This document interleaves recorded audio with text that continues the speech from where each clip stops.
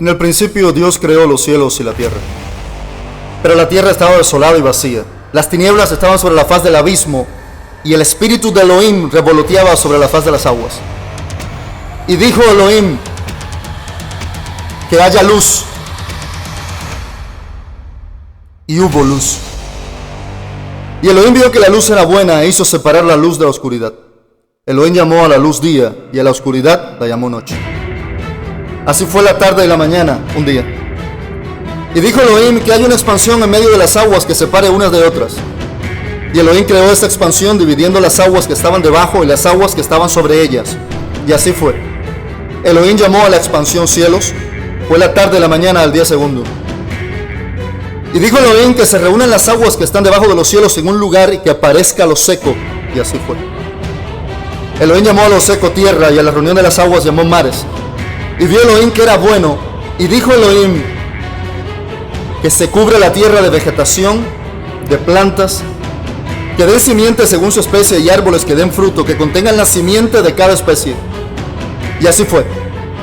Y la tierra se cubrió de vegetación, de plantas con simiente según su especie, de árboles con frutos provistos de la simiente de cada especie. Y Elohim vio que eso era bueno. Y fue la tarde y la mañana el día tercero. Y dijo Elohim que haya luminarias en la expansión de los cielos, para separar el día de la noche, y que sirva para señales entre las estaciones, los días y los años. Y serán lumbreras en la expansión de los cielos para dar luz a la tierra. Y así fue. E hizo Elohim las dos grandes lumbreras, la lumbrera mayor que rige el día y la lumbrera menor que rige la noche, además de las estrellas. Y las puso Elohim en la expansión de los cielos para dar luz a la tierra, y para regir durante el día y durante la noche. Así pues, separar la luz de la oscuridad. Y Elohim vio que eso era bueno. Y fue la tarde y fue la mañana, el día cuarto. Y dijo Elohim que proliferen en las aguas seres vivientes, y que vuelen aves por encima de la tierra en el espacio de los cielos. Elohim creó las grandes criaturas de las aguas, los seres vivientes que se arrastran, y toda ave alada según su especie. Y Elohim vio que eso era bueno.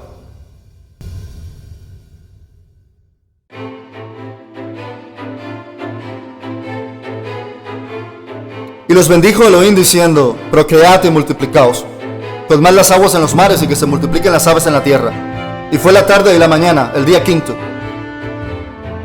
Y dijo Elohim que produzca la tierra seres vivientes según su especie, ganado, insectos, reptiles, animales de la tierra según su especie. Y así fue. E hizo Dios los animales de la tierra según su especie, el ganado según su especie, y todo reptil que se arrastra sobre la tierra según su especie. Y vio Dios que era bueno. Y dijo Dios: hagamos al hombre a nuestra imagen y a nuestra semejanza, que gobierne sobre los peces del mar, sobre las aves, sobre los cielos, sobre el ganado, sobre toda la tierra, sobre todo insecto y sobre todo animal que se arrastra sobre la tierra.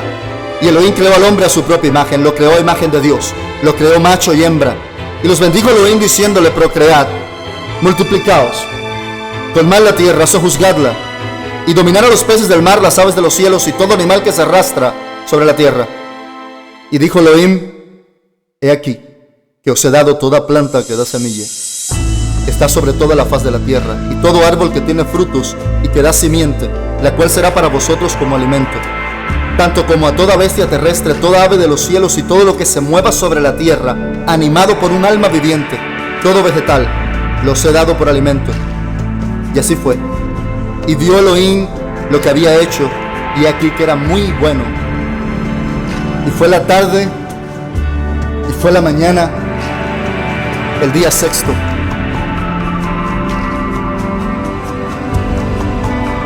Y fueron acabados los cielos, la tierra y todas las huestes de ella. Y habiendo terminado Elohim el día séptimo la obra que había hecho, descansó el día séptimo y cesó su trabajo. Y bendijo Elohim el séptimo día y lo santificó, porque en él había cesado de toda la obra de su creación. Esta es la historia de la creación de los cielos y la tierra cuando el Eterno los creó. El Eterno hizo la tierra y los cielos. Aún no había ninguna planta en el campo sobre la tierra y ninguna hierba había crecido, porque el Eterno no había hecho llover aún sobre la tierra, ni había hombre que la labrase, sino que subía de la tierra un vapor que regaba toda la faz de la tierra. Bendito sea el Boré Olam, el Señor que ha creado los mundos, el universo, la fuente de la vida, quien se manifestó a nosotros en la persona de Yeshua, Yahshua Melech HaMashiach, nuestro Salvador según el misterio de la piedad, Elohim manifestado en carne, justificado en espíritu, creído en el mundo, visto por los ángeles, recibido arriba en gloria. ¿Qué sentido habría de mencionar un séptimo día después de haber creado 6 días y tenerlo todo completo? Después de haber creado los mandamientos que sustentan las leyes físicas, el reino vegetal, animal, los elementos exteriores. ¿Qué es el Shabbat? ¿Qué es el día séptimo? ¿Por qué se bendice este día? ¿Por qué se hace mención de él? ¿Será acaso una dimensión espiritual? ¿Será acaso una puerta en la que el Eterno se conecta o a través de la cual el Eterno nos conecta con él? ¿Será el séptimo día una señal de que el Eterno se cansa o se agota o que algo le es difícil? No lo permite el cielo. Pudiera, a diferencia, haber habido una creación en el séptimo día. La vibración de las palabras del Eterno cuando mencionó la bendición sobre el día séptimo. ¿Pudo haber el Eterno haber tenido una expresión, un propósito con el séptimo día? ¿Será una señal de pacto entre Dios y los hombres para toda la eternidad? ¿Será el Shabbat, el día séptimo, una oportunidad que el Eterno le tiende al hombre en la que se hace parte de la creación? ¿Estamos frente a un mandamiento o frente a una creación? El día séptimo, Shabbat,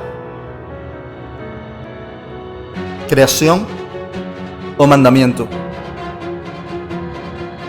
Bezrat Hashem, vamos a responder todas estas preguntas en esta pequeña serie y esta pequeña lección que estamos preparando para todos ustedes. El Eterno tenga misericordia de nosotros en Yeshua Melech HaMashiach y nos ayude a desmitificar todas las mentiras heredadas de Roma y de las iglesias que resalieron en el siglo XVI de la Iglesia Católica, para que podamos volver a casa. Vamos, acompáñame en el camino de regreso a la casa del Padre. ¿Es el Shabbat un mandamiento o es el Shabbat una creación? ¿Cuál será la diferencia? ¿Seremos capaces de distinguir entre una creación y entre un mandamiento? La creación es para siempre. La creación no puede ser deshecha. La creación puede ser transformada. La creación puede ser moldeada según la profecía y el propósito del Eterno. Un mandamiento puede tener un tiempo determinado y un propósito definido. Así le dijo Yeshua Melech HaMashiach.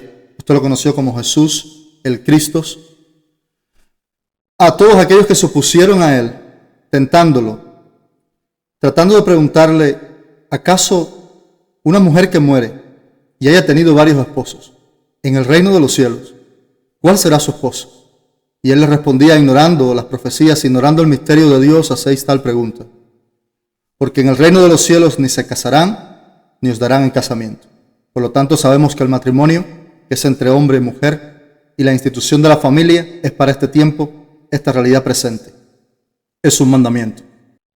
Así también en otra ocasión explicó Mashiach que Moshe Rabenu le había permitido a los hombres dar carta de divorcio a las mujeres en su tiempo por la maldad en su corazón, por la dureza de su corazón. Les permitió a Hashem darle carta de divorcio a sus esposas. Mas lo que unió Dios no lo separa el hombre. Así hay mandamientos que tienen una duración temporal y un propósito. Hay mandamientos que van a ser para este tiempo y para el tiempo del mundo por venir, cuando haya cielo nuevo y tierra nueva. El Shabbat, creación o mandamiento. ¿Cuál es la diferencia entre una creación y un mandamiento? Una creación es eterna, como la tierra, que el Eterno la creó para que fuese habitada, y dijo que no sería destruida y va a permanecer para siempre. Solo va a ser transformada. Habrá cielo nuevo y tierra nueva. El Shabbat, creación o mandamiento. ¿Conocemos la diferencia? Hay mandamientos que son temporales, mandamientos que respondían al tiempo del templo, a los sacerdotes, a los levitas. Había mandamientos únicamente válidos para la relación civil entre los hebreos. Mandamientos, por ejemplo, como los mishpat. Si un buey corneador cornea a otro buey y el dueño de este buey sabía que el buey era corneador, tendría una responsabilidad distinta a si era la primera vez que este buey corneaba. Son mandamientos civiles. Otros mandamientos civiles regulaban las relaciones entre hombre y mujer. Si se tomaba una muchacha por esposa y luego no se quería honrar, habría que darle una dote y devolverla a la casa de su padre. Si te quedabas con ella y adquirías otras esposas, no podías ser negligente ni con su sustento, ni con su vestido, ni con sus necesidades como mujer. Tenías que responderle como varón. Son mandamientos únicamente para el tiempo del matrimonio. Yeshua HaMashiach dijo que en el mundo por venir seremos como los ángeles. Ni nos casaremos, ni nos daremos en matrimonio. Entonces estos mandamientos, la institución de la familia, es temporal. Es simplemente para esta era presente. La creación permanece para siempre. La creación se establece y puede ser transformada y puede ser moldeada según la profecía, pero permanece para siempre. El Shabbat, creación o mandamiento. ¿Sabemos la diferencia? Un mandamiento puede tener una efectividad temporal. La creación es para siempre. La creación se puede modificar y puede estar sujeta a tiempos proféticos y a dispensaciones, pero no será destruida, permanecerá para siempre. Mas los mandamientos pueden tener una necesidad temporal que responda al tiempo profético y a la medida de justicia en la que vivan los hombres. ¿Cuál es la diferencia entre la creación y mandamiento? ¿El Shabbat es una creación o es un mandamiento? Voy a intentar demostrar en esta pequeña serie que específicamente el Shabbat es una creación. El Shabbat es el séptimo día. El Eterno lo mencionó, lo expuso, porque hay creación en él y hay propósito. Acompáñenme. Adán y sus hijos guardaron Shabbat.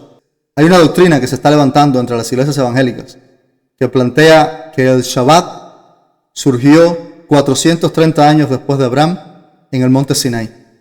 La literalidad de la Biblia y todos los datos que tenemos nos enseñan que eso no es cierto. La ley que fue dada 430, 450 años después de Abraham a un pueblo esclavo por 210 años. El pueblo de Israel no fue esclavo durante 400 años, sino que desde que subió a Egipto y Joseph, era regente en Egipto, le fue muy bien. Solo alrededor de 215 años fue esclavo en Egipto. Al salir de allí, hubo que darle una ley, hubo que darle mandamientos, hubo que darle regulaciones, y se escribieron por primera vez, descendiendo el Eterno sobre el monte Sinaí y confirmando el pacto con Abraham, Isaac y Jacob.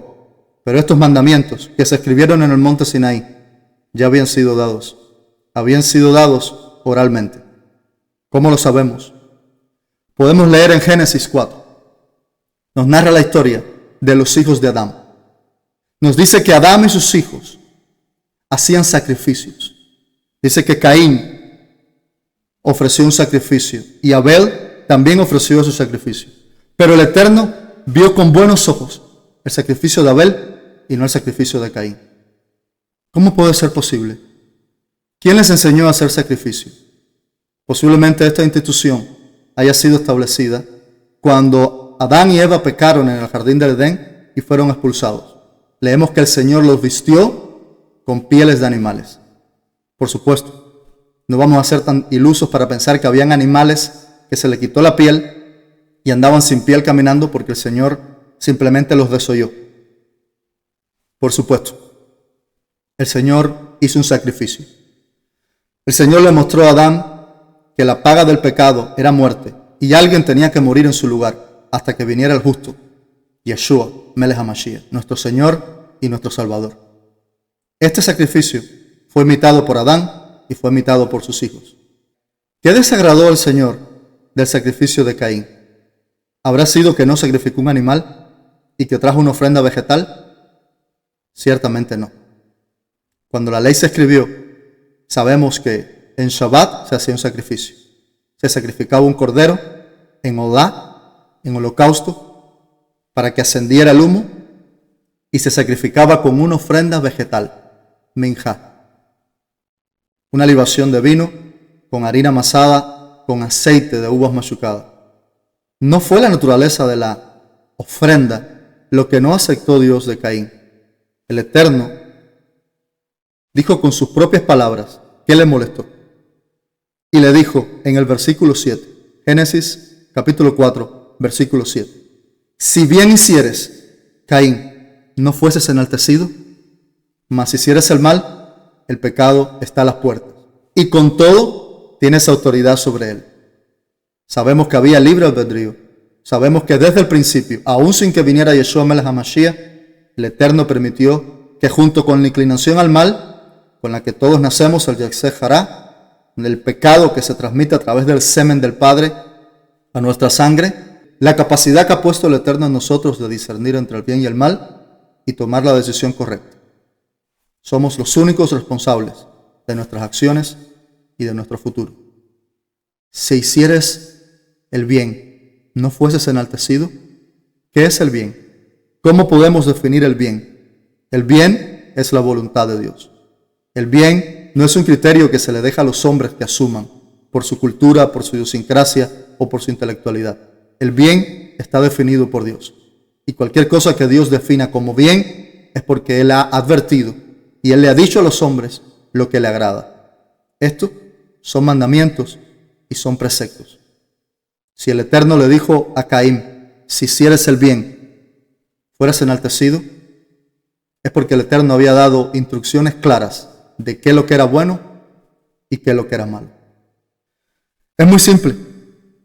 Hechos, capítulo 11, versículo 4 al 7, nos dice, por la fe, Abel ofreció un mejor sacrificio que Caín. Muchos tienen la falsa presunción de que por la fe quiere decir por creer, por una convicción en el corazón. Lamento decirle que he sido testigo de muchas personas que profesan una fe, hacen una confesión de labio, aceptan a Jesucristo como su Señor y su Salvador, se bautizan, se congregan y tiempo después cuando se apartan y uno trata de entender qué pasó, qué los separó de Dios, te dicen bien claro que su propósito había sido salvar su matrimonio, que su propósito había sido la enfermedad de su hijo, la enfermedad de un familiar, una situación económica difícil y al no haberla podido resolver, simplemente abandonaron esa confesión de fe. Si la fe fuera a ser una confesión, sería simplemente una emoción. Sería simplemente una disposición de las emociones y de los sentimientos. No sería correcto. ¿Qué es esta fe? La palabra fe es el griego strong, es el griego koiné, el strong 4102, pistis. Tiene una raíz, es la conjunción de una raíz, peitzó, el strong 3982, que quiere decir confianza, que quiere decir dar, pero quiere decir obedecer. Por la fe, Abel ofreció mejor sacrificio que Caín, por una convicción, por un sentimiento, o porque siguió las instrucciones que el Eterno había dado para ofrecer tal sacrificio. Génesis 4, 7. Caín, si hicieres el bien, ¿no serías enaltecido? El Eterno no le reprocha a Caín el no haber tenido fe, el no haber tenido la emoción correcta. Le está diciendo, lo estás haciendo mal. Así no son las instrucciones que te di. Gálatas 3, 6. Así Abraham creyó a Dios y le fue contado por justicia. Me imagino que muchas iglesias hasta hoy piensen que esto se refiere a algo que sería de esta forma. Abraham, heme aquí, Señor. ¿Crees que yo soy Dios? Sí, suficiente. El que te bendiga será bendito, el que te maldice será maldito. Te multiplicaré, te haré próspero, amplio como las estrellas del cielo. Si puedes contar la arena del mar, ¿habrá sido así? ¿Abraham simplemente confesó con sus labios? ¿Será que hemos entendido el versículo que dice que con el corazón se cree para justicia y con la boca se confiesa para salvación? No es una confesión de labios. En el tiempo que se dijo, con el corazón se cree para justicia y con la boca se confiesa para salvación, si alguien confesaba a Yeshua como Mashiach, entraba en persecución, perdía su familia y podía perder su vida, morir como mártir. Esa confesión era una negación de sí mismo. Era dejarlo todo atrás y era tener en poco su vida, sus bienes, sus sueños y su realidad, para empezar a vivir la realidad del Mashiach. Hoy es muy fácil hacer una confesión en el mundo cristiano occidental. Quizás tendríamos que viajar a China, a la India, o a algún país donde se aplique la ley Sharia islámica, para que entonces usted salga a la calle y haga una confesión y diga: yo soy cristiano y Yeshua es Dios. Y usted puede entender a estos cristianos del primer siglo. ¿Creyó Abraham a Dios y le fue contado por justicia? ¿Se refiere a una confesión de labios, a una emoción? Quizás no hemos entendido cuando Pablo dice: porque si Abraham tiene obras de qué gloriarse, no para con Dios. Tendríamos que compaginarlo con Santiago, cuando dice: hombre necio, ¿no te das cuenta que las obras actuaron juntamente con la fe? ¿A qué se refiere Santiago? ¿Habrá una contradicción entre Santiago y Pablo? Son dos maneras distintas de entender el mismo principio. Pablo está hablando a una iglesia cuyo problema era que había un templo y que ese templo había servido de justificación por mucho tiempo a través del sacrificio de animales. Y ahora había que convencer a esa iglesia judía de que Yeshua Melech HaMashiach es suficiente para que ellos alcancen salvación. Había que convencerla de que los sacrificios de animales, que la ley, la halajá, la doctrina de los hombres, la tradición de los ancianos, no salvaba, sino que el resultado de haber sido salvo debería ser obediencia, santidad y abrazar los mandamientos, no de otra forma. Santiago lo entiende o lo aborda desde otra perspectiva. ¿Acaso la fe puede funcionar sin obras? ¿No será muerta? Muéstrame tu fe sin obras, y yo por mis obras te mostraré mi fe. La fe no es una confesión de labios. La fe son obras. Somos Eshura de Mashiach, hechos a su imagen y semejanza. Y además Él preparó obras de antemano para que caminemos en ellas.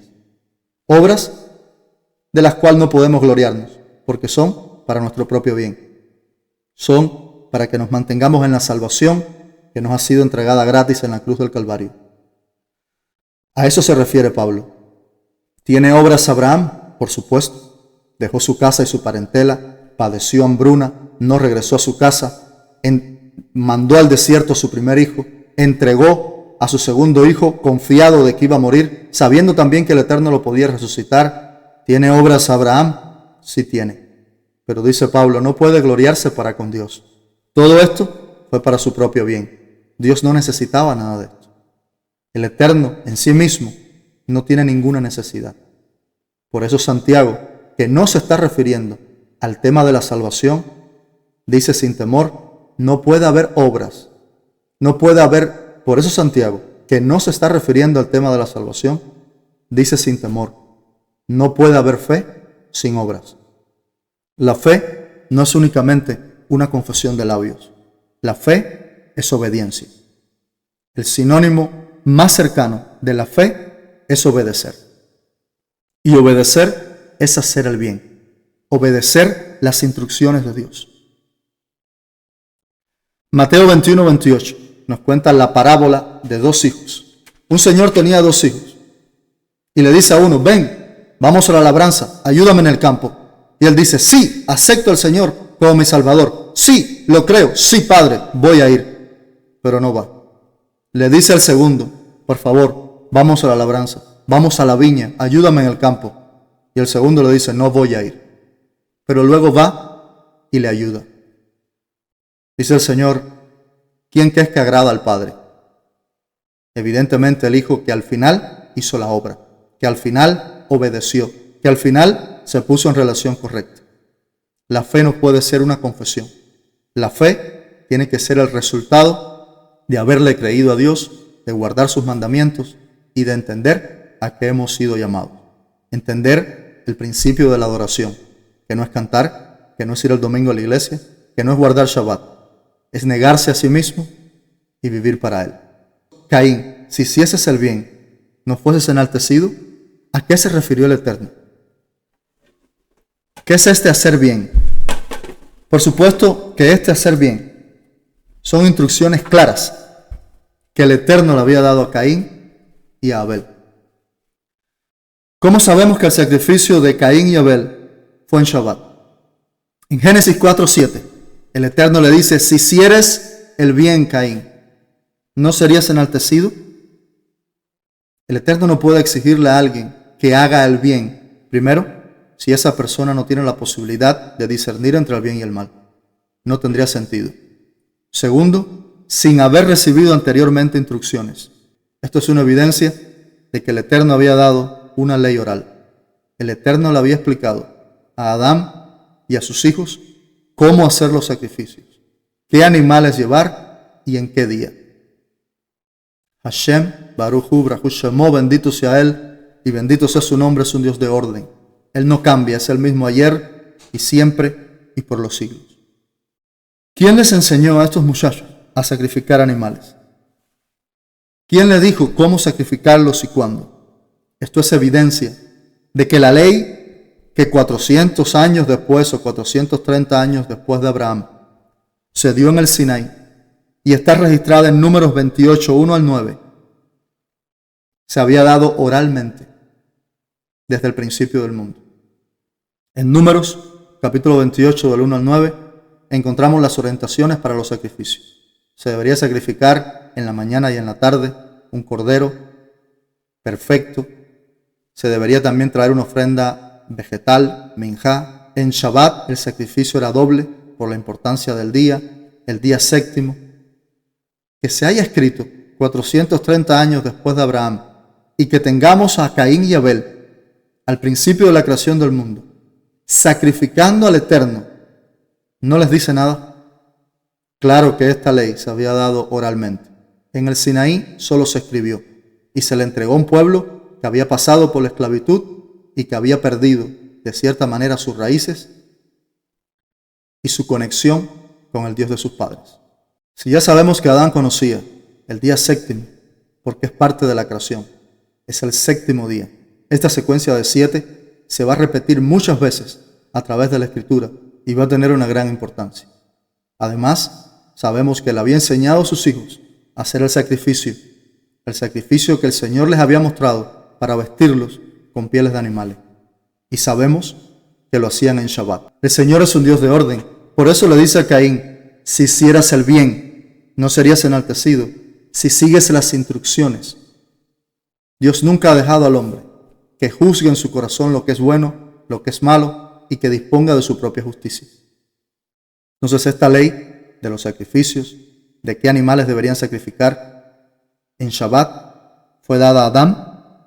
Adán se la comunicó a Caín y Abel de manera oral, pero Caín mató a Abel y Caín se apartó del Señor y fue maldecido. Cuando leemos la cronología de Caín, vemos por los nombres de sus hijos que estaban completamente divorciados del cielo. Pero el Eterno le dio un hijo, Set, en sustitución de Abel, el que había matado a Caín. Y la genealogía de Set nos lleva a Enosh y dice que sobre ese tiempo los hombres comenzaron nuevamente a invocar el nombre del Señor. Una referencia a obedecer, una referencia directa a obedecer, a seguir las instrucciones. ¿Cuáles instrucciones? Hasta el momento, el Shabbat, el séptimo día, un día especial, un día bendito y un sacrificio que se hacía delante del Eterno, reconociendo la falta que habíamos cometido y que estábamos separados de Él con una condena a muerte por los pecados de nuestro padre Adán. Enosh se lo transmitió a Kenán y Kenán a Mahalael y Mahalael a Jared, Jared a Enosh, Enosh a Matusalén, Matusalén a Lamech y Lamech a Noa o Noé, que halló gracia delante de los ojos del Eterno. ¿Qué quiere decir hallar gracia delante de los ojos de Dios? Noé fue perfecto en todos sus caminos y en todas sus generaciones. ¿Esto qué quiere decir? Una evidencia clara de que habían instrucciones, de que Noé podía decidir entre el bien y el mal y que el Eterno había visto cómo Noé seguía las instrucciones, se esforzaba por hacer lo correcto y no se inclinaba a la mala inclinación o al Yetzer Hará. Habían instrucciones, había ley oral, habían instrucciones que seguir, había un modelo que el Señor había transmitido desde Adán para que el hombre pudiera entender lo que era hacer el bien. Y estaba en el hombre también la capacidad de poder discernir entre el bien y el mal. Nadie puede ser juzgado obediente, o nadie puede ser juzgado perfecto, o nadie puede ser juzgado justo si no tiene la posibilidad de discernir y de ejercer voluntad sobre el bien y el mal. Alguien que está condenado a hacer el mal no puede ser juzgado. Alguien que está condicionado a hacer el bien no tiene ningún mérito. El mérito está en tener instrucciones de parte del Señor, mandamientos, y poder discernir entre el bien y el mal. Ahora, con Noé han pasado 1056 años desde Adán. Han sido dados nuevos mandamientos y ahora sabemos que habían otros mandamientos que no sabíamos que Adán conocía y que se habían sido transmitidos hasta Noé. Y en esta narrativa de Génesis 7 vemos que dice: el Eterno llama a Noa y le dice: de todos los animales limpios tomarás contigo 7 parejas. Pero no le especifica cuáles son los animales limpios y cuáles no son los animales limpios. Entonces la ley dada en el Sinaí, 430 o 450 años después de Abraham, simplemente se escribió. Simplemente se le dio a un pueblo que no existía. Israel, un pueblo que había salido de los lomos de Abraham, de Isaac, de Jacob. Un pueblo que había tomado 400 años en formarse y en crecer después de Abraham. No tenía el conocimiento de estas leyes, pero habían sido transmitidas oralmente. Podemos leer en la ley dada en el Sinaí los animales limpios, los animales impuros. ¿Por qué el Eterno no tiene que decirle a Noé cuáles son los limpios y cuáles son los impuros? Muy simple, Noé lo sabía. Y si Noé lo sabía y no hay registro de que el Eterno se lo haya dicho, es porque sus generaciones lo sabían, es porque Caín y Abel lo sabían y es porque Adán lo sabía. De otra forma, ¿cómo alguien va a ofrecer un sacrificio agradable al Eterno si no tiene las instrucciones de qué animal matar, de qué animal sacrificar y de cómo hacerlo? La ley dada en el monte Sinaí se había transmitido en su mayoría oralmente. ¿Cuáles son las nuevas instrucciones que le son dadas a Noé? Génesis 9, 3 al 6. Todo animal le será para mantenimiento. No vamos a entrar a debatir esta palabra. La palabra Oklá, el Strong 402 en hebreo, quiere decir sustento. Puede ser ropa, puede ser para calzado, puede ser para abrigo o puede ser para comer. Pero la palabra que se usa para alimento mayormente en el Tanaj es Akol, que es el Strong 398. Pero usted va a leer en su Biblia que todo animal le es lícito a Noé para comer, para comida, porque esta palabra, Oklá, el Strong 402, se refiere a sustento, a manutención, y también incluye alimento. No es el tema de ahora. Pero vemos aquí mandamientos. Hasta ahora, los hombres, Adán, sus hijos, los que se acercaban al Eterno, como habíamos leído en Génesis, únicamente comían vegetales y frutas. Los sacrificios eran para el Eterno. Ahora a Noé se le está diciendo que puede comer. Muy probablemente le está diciendo que puede comer de los sacrificios como luego haría el sumo sacerdote cuando se establecerían las instrucciones, la ley y la Torá para el templo. Si así fuese, serían animales limpios. Si se está refiriendo a que Noé comiera cualquier animal, cualquier reptil, cualquier rana, no importa. No es el tema de ahora, pero le están dando instrucciones nuevas a Noé. La segunda instrucción que se le da a Noé: no comer carne con su sangre. Puedes comer carne, pero no en su sangre. Levíticos 17, 10 y Deuteronomio 12, 23 nos explican con más detalle estos mandamientos, pero habían sido dados a Noé mucho tiempo antes de Abraham, que es el 10º en genealogía después de Noé. Y el mandamiento: no matarás. El Eterno le dice a Noé que va a reclamar, a demandar la sangre, tanto de los animales como de los hombres. Pero este mandamiento posiblemente Noé también lo sabía. ¿O acaso cuando Caín mató a Abel no fue maldecido? ¿No es una evidencia clara que el Eterno dice: no matarás, que no le agrada la injusticia? Hasta ahora, Génesis 26:5 nos confirma que las promesas dadas a Abraham son ahora reforzadas en Isaac. Por cuanto oyó Abraham mi voz y guardó mis preceptos, mis mandamientos, mis estatutos y mis leyes. Génesis 26:5. Dice que tenía preceptos, dice que tenía mandamientos, dice que tenía decretos y que tenía leyes. ¿Pero acaso la ley no vino 430 años después de Abraham? ¿Qué son estos preceptos? ¿Qué son estos mandamientos, estos decretos y estas leyes? Génesis 26:5. Se le está confirmando a Jacob la promesa de su abuelo Abraham. Se le está confirmando que él va a heredar la promesa dada a Abraham, que de él saldrá el pueblo. Y así le dice el Señor: por cuanto Abraham oyó mi voz y guardó y observó mis preceptos, mis estatutos, mis mandamientos y mis leyes. Pero 400 años antes, ¿y habían preceptos, mandamientos, leyes y decretos? Por supuesto. Demasiada evidencia de que la ley se transmitió oral a cada hombre que se acercó a Dios y que Dios se manifestó a él. Una relación implica conocer qué la otra persona espera de ti, qué puedes esperar tú de ella. Si no, no hay relación. Hermanos, seamos maduros a la hora de pensar. 430 años después de Abraham, se escribió la ley y se le dio a un pueblo que se libertaba de la esclavitud. Un pueblo que el Eterno había prometido, por amor a Abraham, tomar para él. Pero las leyes más importantes, leyes morales, leyes que representan el carácter de Dios, leyes de pureza ceremonial, leyes de santidad, habían sido entregadas oralmente a cada uno de los hombres que alguna vez se acercaron al Eterno y el Eterno se manifestó a ellos. Génesis 26:5. Preceptos, mishmeret, Strong hebreo 49:31. Mandamiento, mitzvah o misvat, Strong hebreo 46:87. Juká o decretos, Strong 27:08.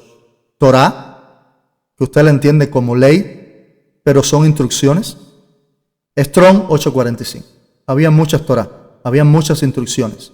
La Torah, la instrucción para los levitas, la instrucción para los sacerdotes, la instrucción para el templo, la instrucción de impureza ceremonial, los mandamientos, la instrucción de los 10 mandamientos, la ley de Dios. Habían varias Torah.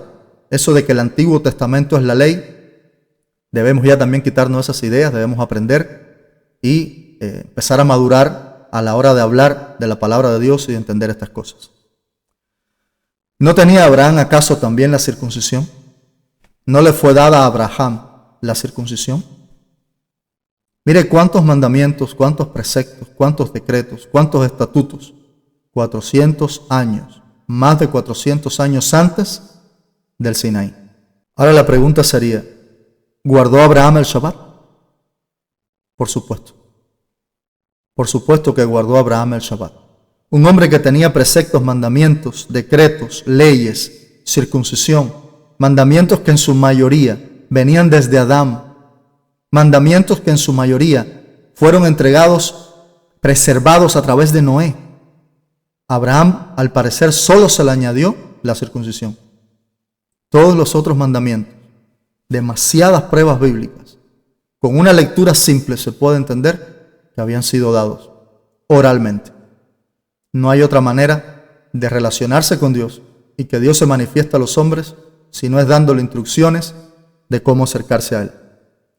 Fue dada la ley 430 años después de Abraham. Fue escrita la ley. Fue sellado el pacto con la nación que había salido de los lomos de Abraham. La plenitud de la ley que nos llevaría a Mashiach, que nos acondicionaría como un ayo hasta que se manifestaría el Rey de Reyes y Señor de Señores en su primera venida para reconciliarnos con Dios, fue escrita 430 años después de Abraham. Se escribió, en su mayoría había sido dada oralmente.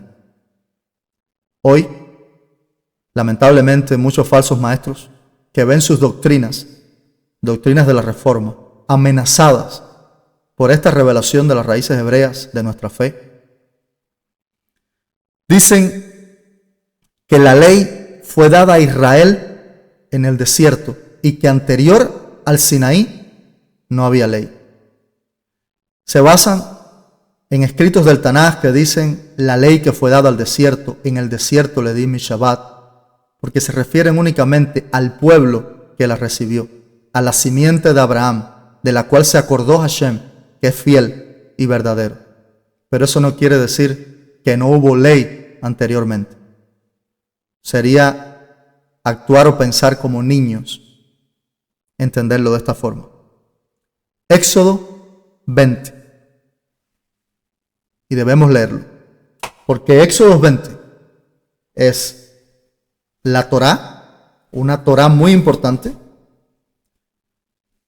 porque nos habla de 5 mandamientos que son un espejo, 5 mandamientos en el que Dios expresa todo su carácter, en el que Dios le dice al hombre cómo debe relacionarse con él y como consecuencia estos 5 mandamientos hacen un espejo de 5 más.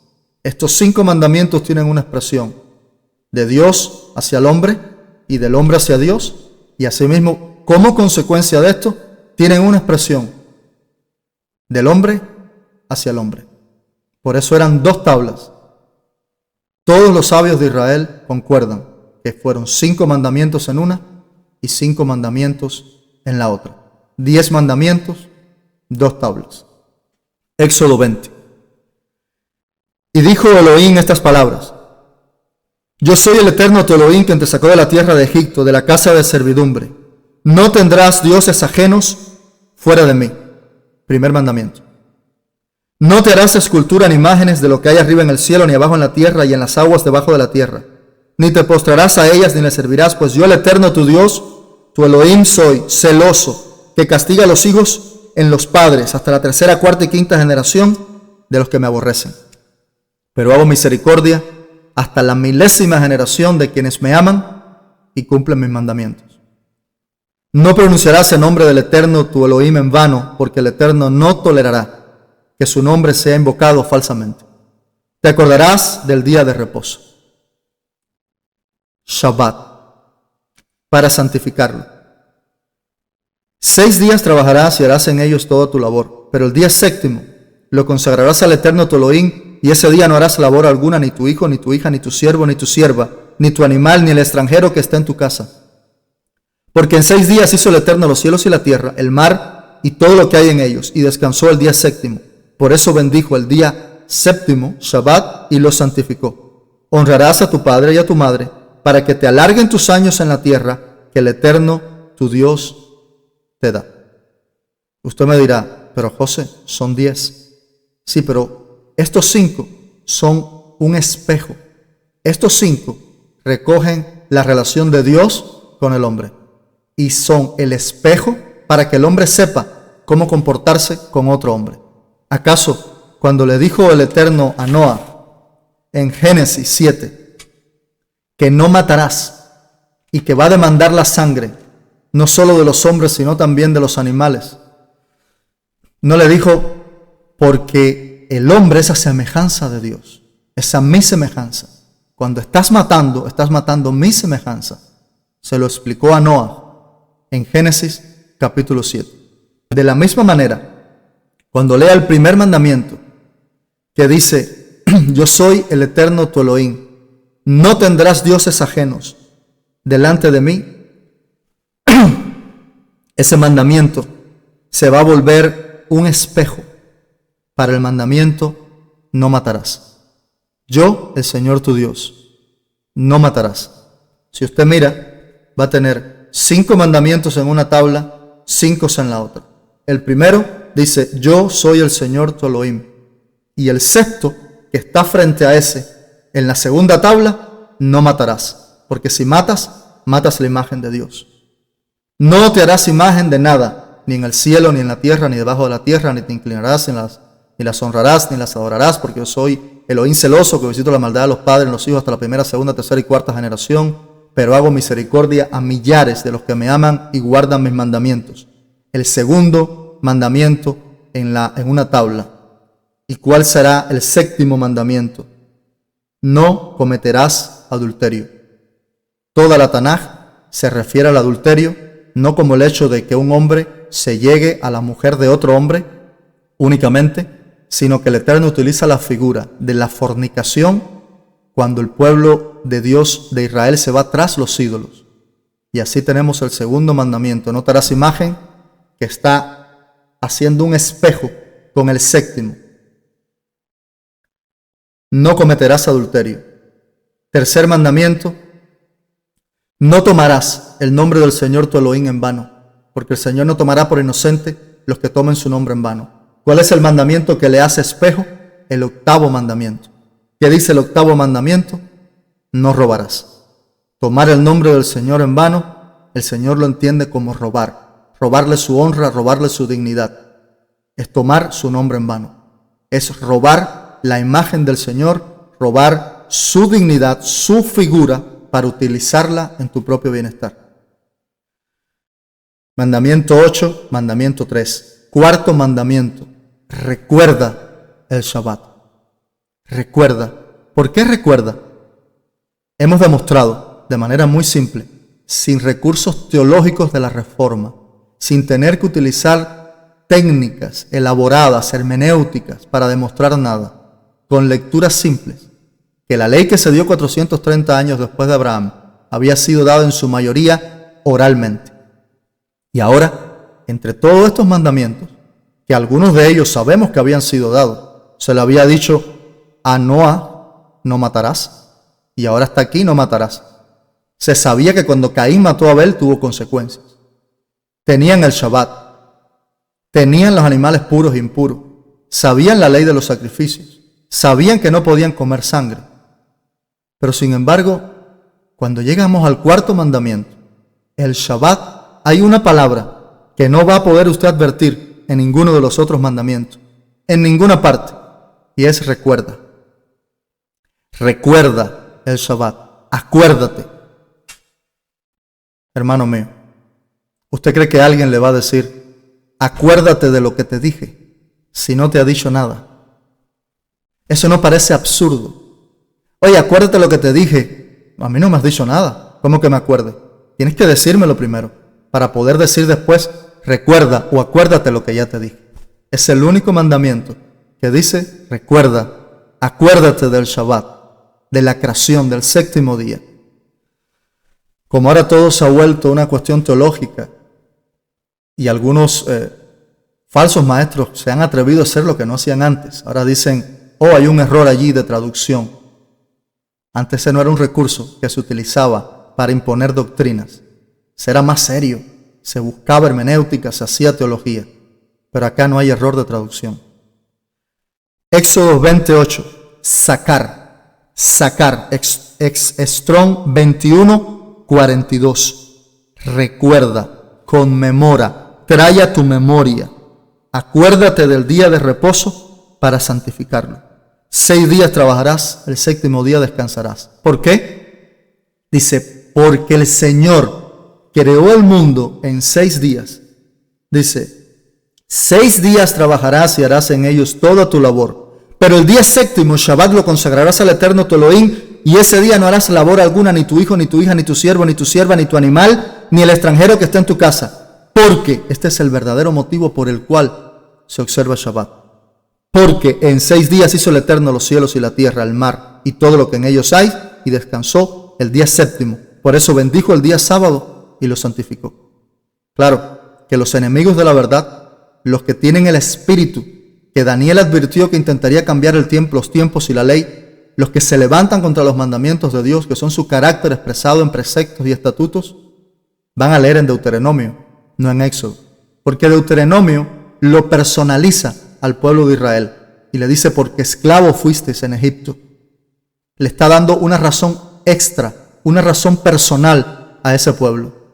Pero Éxodos 20, esto fue el Eterno en el monte Sinaí. Deuteronomios es Moisés, explicándole al pueblo razones personales que tiene de más para observar el Shabbat. No dejen que lo engañen. No lo lean en Deuteronomio, léalo en Éxodo 20. ¿Por qué observamos el Shabbat? Porque es un recordatorio del séptimo día. El Shabbat fue creado en el séptimo día. Es creación y no mandamiento. Por eso se nos incita a recordarlo. El único mandamiento en toda la Tanaj que dice recuerda es el Shabbat. Y nos da además el verdadero motivo. Porque haciendo esto daréis testimonio de que servís al Dios que creó el mundo y todas las huestes y el ejército de él en 6 días, y el séptimo cesó su obra. ¿Cuál es el espejo del Shabbat? Cuarto mandamiento. ¿Cuál es el espejo que tenemos acá? El mandamiento número 9, que dice, no darás falso testimonio. Hermano querido, es una pena que yo tenga que hacer estas exposiciones simplemente para defenderme de acusaciones de aquellos que se enojan, porque personas como yo y los que tenemos un apego a las raíces hebreas de nuestra fe, queremos conmemorar el Shabbat. No le estamos diciendo a nadie que el que así no lo haga se perderá o irá al infierno. No estamos obligando a nadie a hacerlo, pero estamos testificando de los beneficios de guardar el Shabbat, cómo ha cambiado nuestra vida y cómo nos ha conectado con el Eterno de una manera distinta. Da vergüenza que entre hermanos tengamos que defendernos porque queremos dedicarle un día más al Señor. Estas discusiones deberían ser sobre qué se hace con el diezmo. ¿Se están ayudando a los pobres en la iglesia? ¿Los diezmos se están dando para la viuda, los huérfanos, los desamparados? ¿O se están construyendo más templos? ¿O se están dando diezmos a pastores que están cumpliendo un sueño de un ministerio frustrado? Deberíamos hablar de la modestia, deberíamos hablar de la oración, deberíamos hablar de la profecía en estos tiempos, pero tener que defendernos por querer dedicarle un día al Eterno es vergonzoso. Pero a esto hemos tenido que llegar, a tener que defendernos de aquellos que dicen que estamos bajo maldición, que somos judaizantes, que estamos bajo la ley, que mentimos, que engañamos al pueblo y que estamos apartando el corazón de los justos del Eterno. Recuerda el Shabbat, porque es señal de que sirves al Dios que creó el mundo y cesó en el séptimo día toda su obra. Recuerda, porque ese mandamiento es un espejo del séptimo día de la creación. ¿Y cuál es la reflexión en la segunda tabla? No darás falso testimonio. Cada vez que te levantas contra el Shabbat, estás dando falso testimonio. Estás mintiendo. Y por último, honrarás a tu padre y a tu madre, y el reflejo de este mandamiento en la otra tabla es no codiciarás nada de tu prójimo. Sí, honra a tu padre y a tu madre, reconoce lo que han hecho por ti, reconocen que fueron el instrumento por el cual Hashem te dio vida, y también reconoce que lo que le pertenece a tu prójimo no lo puedes tomar. Puedes tener cosas como las de él, pero no las de él. Esto es el mismo nivel de honra. Es honrar padre y madre, honrar lo que no te pertenece de tu prójimo. Por eso dije que hay 5 mandamientos cuando ciertamente son 10, porque los primeros 5 tienen un reflejo a modo de espejo. Por eso fueron 2 tablas. Pudo haber sido una sola tabla con 10 mandamientos, pero quiso el Eterno hacerlo en 2 tablas para que se entendiera que los primeros 5 tenían un reflejo. Yo soy el Señor tu Dios, no tendrás dioses ajenos delante de mí. No matarás, porque el hombre que matas es imagen y semejanza de Dios. No te harás imagen de nada, ni practicarás idolatría, no adulterarás. No tomarás el nombre del Señor en vano, no robarás. Recuerda el Shabbat para santificarlo, porque 6 días trabajó Dios y el séptimo día cesó su obra. No darás falso testimonio, mintiendo, diciendo que el Shabbat ha pasado, que el Shabbat no es el día del Señor. Honra a tu padre y a tu madre y no codicies. Esta ley, que fue dada 430 años después de Abraham, en su mayoría se había transmitido oralmente. Ahora, por primera vez, es escrita en tablas de piedra y es dada ya no como liturgia, ya no como un mecanismo de relación con Dios únicamente, sino como la constitución de una nación, de donde vendrá el Mashiach.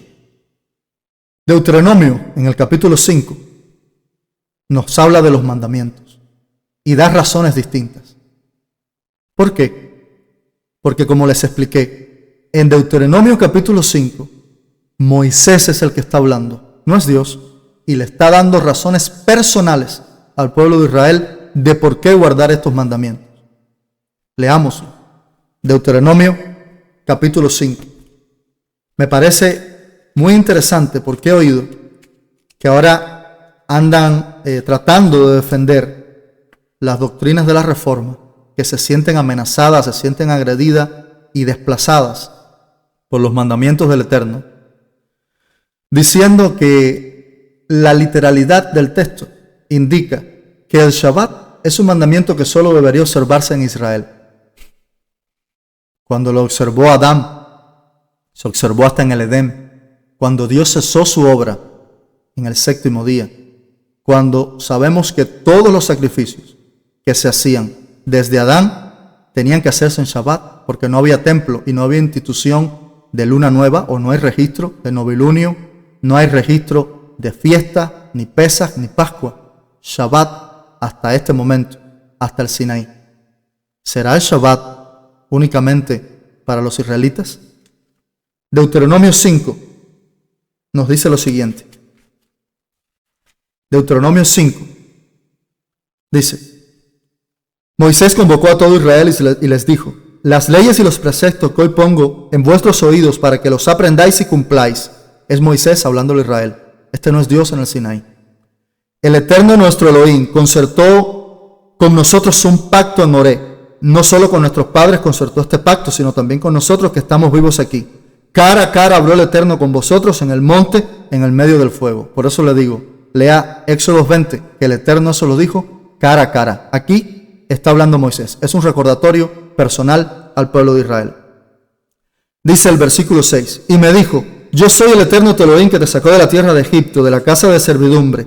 No tendrás dioses ajenos delante de mi faz, ni te harás imágenes grabadas o esculpidas de cualquier cosa que haya arriba en el cielo, y empieza a reflejar los mandamientos. Yo soy el Eterno tu Dios, que te sacó de la tierra de Egipto, de casa de servidumbre. Le va a dar los mandamientos y le va a dar motivos personales, además de los motivos que tenemos para guardarlo. Pero venga conmigo al capítulo 6, versículo 1. Y estos son los mandamientos, estatutos y preceptos que el Eterno vuestro Elohim ha ordenado que os enseñe, para que lo cumpláis en la tierra a donde pasaréis a poseerla. Para que lo cumpláis en la tierra a donde pasaréis para poseerla. Quiere decir que estos mandamientos únicamente se iban a guardar en la tierra de Israel. Si salían de la tierra de Israel, no tenían que amar a Dios con todo su corazón, con toda su alma y con toda su fuerza. Podían tener ídolos, podían matar, podían robar. No seamos niños en el modo de pensar. Entienda el contexto todo de la Biblia, porque la Biblia tiene un solo autor, que es Elohim. Solo en la tierra de Israel había que guardar estos mandamientos. Dice el capítulo 6, versículo 1, para que los guardes en la tierra que el Eterno tu Dios te da para que poseas. Es decir, fuera de la tierra no tenían que hacer nada de esto, podían ser idólatras, matar. Por supuesto que no. Eso es un argumento falaz. Eso es una mentira. Son pataditas de ahogado tratando de resolver el problema en el que se ha puesto. Una iglesia nacida en el siglo XVI o en doctrinas que nacieron en el siglo XVI con la reforma de Lutero y que no se sustenta con toda la palabra, sino con algunos versículos de cartas paulinas sacados completamente de contexto. El Shabbat no es únicamente para la tierra de Israel.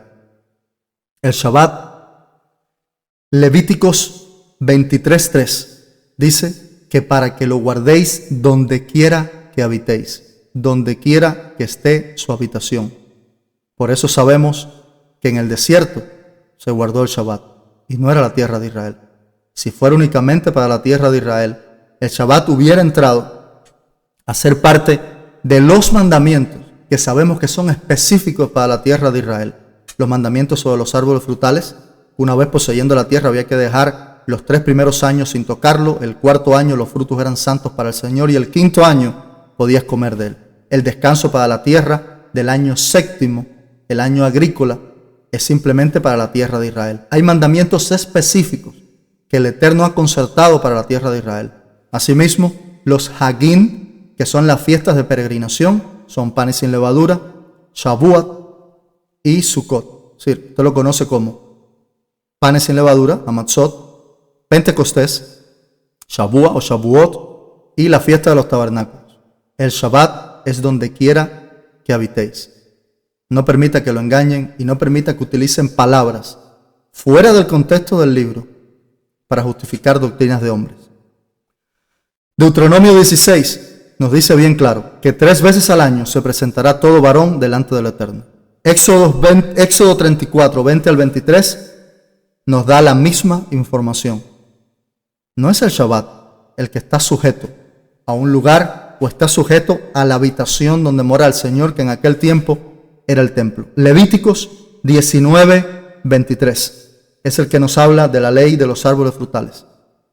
Dentro de Israel, únicamente para la tierra de Israel. Entonces debemos parar de decir que el Shabbat es únicamente para Israel, porque Adán no era judío ni era israelita. Los hijos de Adán no eran israelitas. Noé no era israelita. Abraham no era israelita. Los hijos de Jacob se convierten en Israel. Entonces esto no es para los israelitas. Esto es para todo aquel que quiere honrar al Dios, al Elohim, que creó el mundo en 6 días y descansó al 7º. Levítico 24, 22 dice algo muy interesante. Un mismo precepto, Mishpat, Strong 49, 41, un mismo veredicto, una misma sentencia para el natural como para el extranjero. Lo siento mucho por los hermanitos de raíces hebreas y las Keilah mesiánicas que creen en las leyes noágidas. Eso es una mentira del diablo. Eso tiene que haberlo inventado el mismo espíritu que le dio la reforma a Lutero. El mismo espíritu. No hay tales leyes noágidas. No existen. Es la misma ley para cualquiera que se acerque al Eterno. Esto también lo vamos a encontrar en Números 15. El libro de Números en varias ocasiones dice la misma ley, el mismo estatuto, el mismo precepto, tanto para el israelita como para el que se acerque al Eterno de entre los pueblos de la tierra, de entre los goim, de entre los gentiles. Isaías 56, y vale la pena leerlo. Isaías 56, no lo puedo dejar más claro. Isaías 56, refiriéndose al Shabbat, dice lo siguiente. Isaías capítulo 56. Así ha dicho Yahweh, guardad derecho y haced justicia. Ahora el Señor va a explicar qué es lo que es ser justo y qué es lo que es el derecho, qué es lo que él entiende como jurisprudencia, como hacer el bien. Porque cercana está mi salvación para venir y mi justicia para manifestarse. Bienaventurado el hombre que hace esto y el hijo de hombre que lo abraza, que guarda el día de reposo para no profanarlo y que guarda su mano de hacer el mal.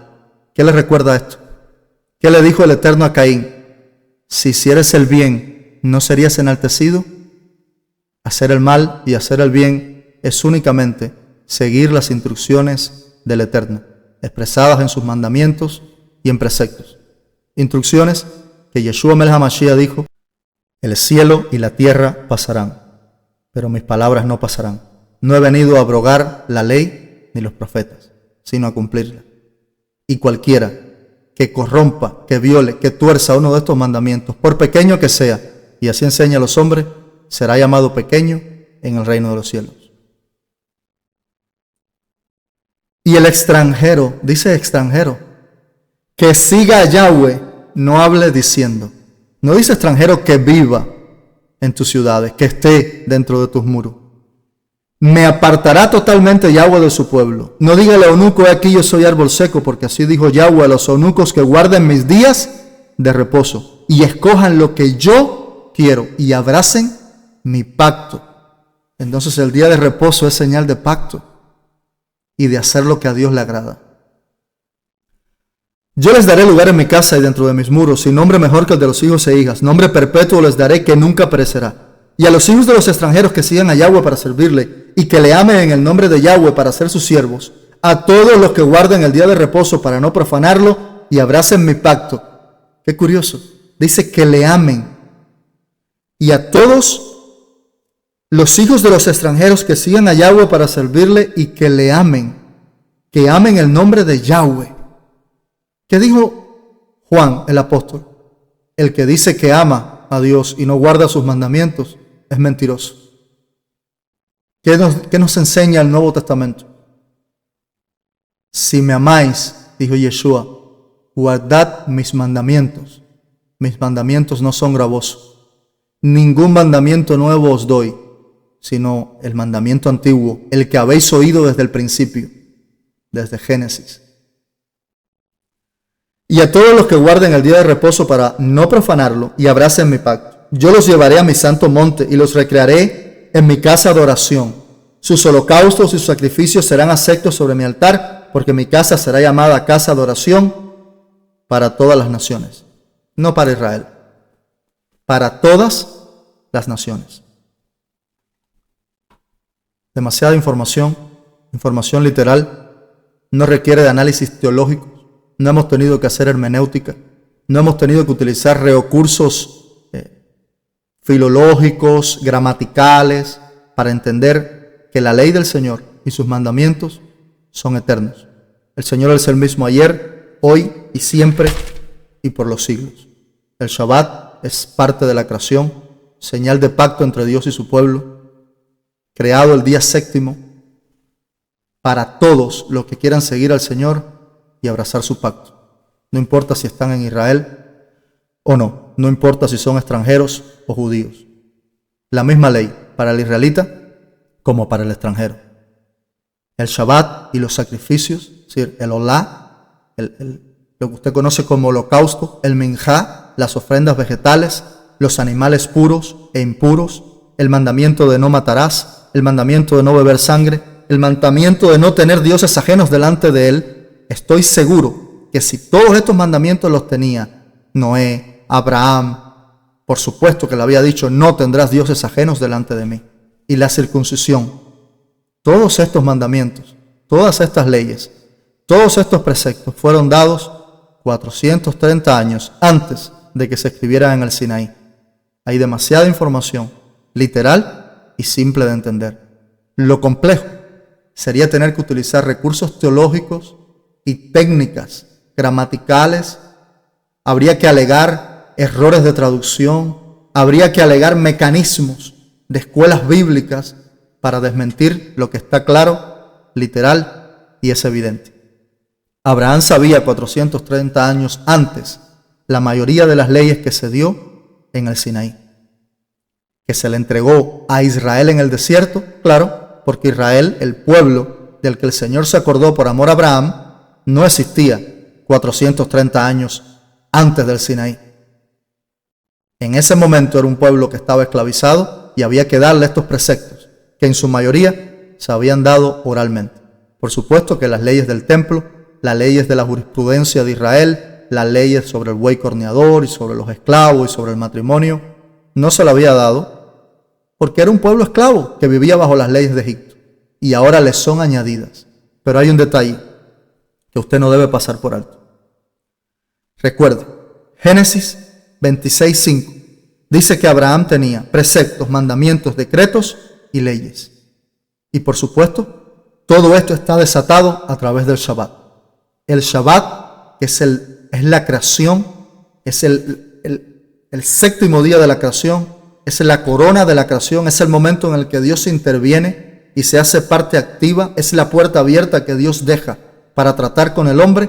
Ha sido el que ha traído como consecuencia sacrificios, mandamientos, preceptos, estatutos, una reunión con Dios, un momento agradable, un momento de pausa y una señal de pacto. El Shabbat no es un mandamiento. El Shabbat es una creación.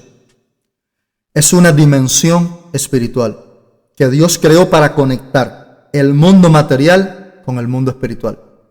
No hay nada creado aparente o puntual el día séptimo. Puntualidad se refiere a dimensión, a forma geográfica. ¿Qué es lo que hay creado? Una conexión, una puerta que Dios además expresó luego creando el Edén para conectar el mundo creado con el mundo espiritual. El Shabbat es una puerta abierta al Eterno. Yeshua dijo: yo soy la puerta. Nadie va al Padre sino a través de mí. Nadie alcanza salvación si no entra por mí. Juan 10. Yeshua también dijo: yo soy el Señor del Shabbat. El Hijo del Hombre es amo del día de reposo. Mateo 12:8. Por supuesto que las doctrinas de la Reforma le van a decir que esto quiere decir que él podía violarlo, que él podía violar el Shabbat, desacrar el Shabbat, porque él era Dios. Si el Eterno envió a su Hijo a que se manifestara en la carne, a que naciera de mujer, bajo la ley, para que pagara por nosotros la sentencia que teníamos, la maldición que había sobre nosotros por haber violado los mandamientos, ¿cómo él va a ir a la cruz por nuestros pecados siendo imperfecto o habiendo él también violado la ley? Si Yeshua violó el Shabbat cuando estaba en la cruz, estaba muriendo por sus propios pecados. Estaba muriendo por haber violado el Shabbat. No fue perfecto. Él no pudo haber desacrado el Shabbat ni una vez. Las discusiones que usted va a encontrar en el Nuevo Testamento sobre el Shabbat y Yeshua nunca son sobre si hay que observar el Shabbat o no. Es cómo observar el Shabbat. ¿Qué se puede hacer en Shabbat? ¿El bien o el mal? Si una oveja cae en un hoyo, ¿ustedes no la sacan? Pues por lo tanto, yo sano en Shabbat. No era no guarden el Shabbat, era qué se puede y qué no se puede hacer en Shabbat. ¿Por qué tus discípulos recogen espiga en día de reposo? ¿Es lícito recoger espiga en día de reposo? Era lo que era lícito y lo que no era lícito. La discusión nunca fue si Yeshua abolió el Shabbat o no. Recuerde, él no vino a abolir la ley ni los profetas, sino a cumplirla. Él tenía que ir a la cruz perfecto. Y para eso tenía que guardar la ley perfecta. Hay muchos versículos en el Nuevo Testamento que insinúan que Yeshua violó el Shabbat. Pero esos versículos, en su contexto, lo que quieren decir, Yeshua violó las leyes y los ritos de hombres, las costumbres de los ancianos sobre el Shabbat. Y el que quiere indagar más sobre esto puede estudiar sobre la casa de Shammai y la casa de Hillel y las distintas posturas que habían de lo que se podía y no se podía hacer en Shabbat, que no está en la Torah. Es alajá, es ley oral. Yeshua jamás violó el Shabbat. Yeshua jamás desacró el Shabbat. Él lo que violó y desacró fueron las leyes y las doctrinas de hombres. ¿Qué se podía hacer y qué no se podía hacer? El lavado de las manos, lo que no estaba explícito en la Torah. Génesis 2, 7 al 8. Mire, habíamos estudiado y habíamos terminado diciendo que el Eterno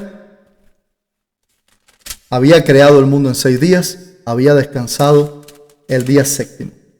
Dice Génesis 2, capítulo 1. Fueron pues acabados los cielos y la tierra y todo el ejército de ellos, y acabó Elohim el día séptimo la obra que hizo, y reposó el día séptimo de toda la obra que hizo y la bendijo. Bendijo Elohim el día séptimo y lo santificó, porque en él reposó de toda la obra que había hecho en la creación. Estos son los orígenes de los cielos y de la tierra cuando fueron creados, el día que Hashem hizo la tierra y los cielos, y toda planta del campo, antes de que fuese en la tierra, y toda hierba del campo antes de que naciese, porque Yahweh aún no había hecho llover sobre la tierra, ni había hombre para que labrase la tierra, sino que subía de la tierra un vapor, el cual regaba toda la faz de la tierra. Entonces Hashem formó al hombre del polvo de la tierra y sopló en su nariz aliento de vida, y fue el hombre un ser viviente. Y Yahweh Dios plantó un huerto en el Edén al oriente y puso allí al hombre que había formado, que no cesó su obra en el día séptimo, que no había parado de trabajar, y ahora vemos en el capítulo 2 que va a traer lo etéreo, lo espiritual a lo material. ¿Y qué es lo primero que hace? Crea un Edén. ¿Qué pasó en el séptimo día? Se creó una conexión espiritual entre Hashem y su pueblo. No que había cesado su obra, ahora está de nuevo trabajando, formando al hombre del polvo de la tierra, creando un Edén, sembrando un huerto, el Shabbat, creación y no mandamiento, conexión con el Eterno, la puerta a la cual accedemos a través de Yeshua Melech HaMashiach. Lech Lechá es una voz hebrea con la que Dios Altísimo llamó a nuestro padre Abraham a comenzar un viaje. No pertenecemos a ninguna organización ni tenemos la intención de crear una nueva religión.